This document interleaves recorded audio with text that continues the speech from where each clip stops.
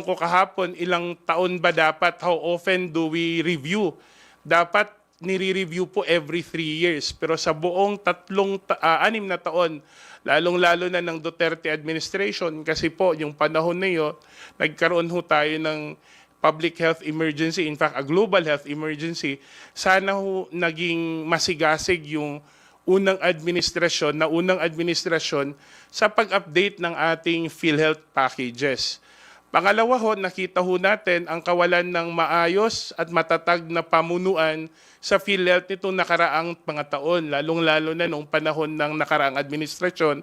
6 na taon po na nakaupo si Duterte, 6 din ang kanyang naging Pangulo ng PhilHealth. Katulad nung inexplain ni President Ledesma kahapon, napakahirap na magkakaroon ka ng isang presidente ng PhilHealth every year. So nakita natin at alam naman natin kanino nang gagaling ang leadership ang leadership direction sa mga ahensya ng national government ay yan po yung nanggagaling sa Pangulo nung nakaupo nun. At pangatlo po, may nakita ho ako nag-increase sa PhilHealth nung panahon nung Duterte administration. Nakita ko po tumaas ang sweldo ng mga executive officers ng PhilHealth. Nung panahon ng pandemya, imagine nyo po, yung benefits natin hindi lumaki, pero ang sweldo ng mga taga-PhilHealth na executive officers nag-triple po.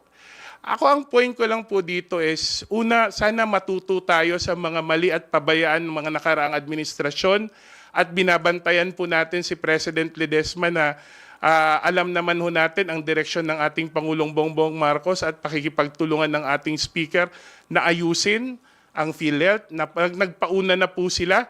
Meron silang 30% adjustment ng case rates pero sinasabi ko kahapon, Sir, inflation adjustment pa lang ho yan.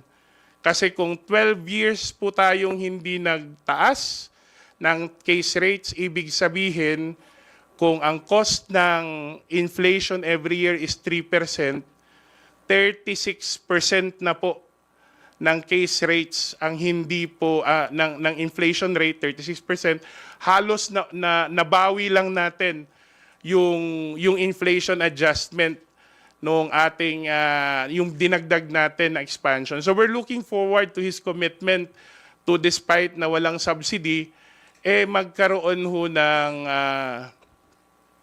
case rate adjustment ulit, 50% next year. Malaking bagay po itong building ng efficiency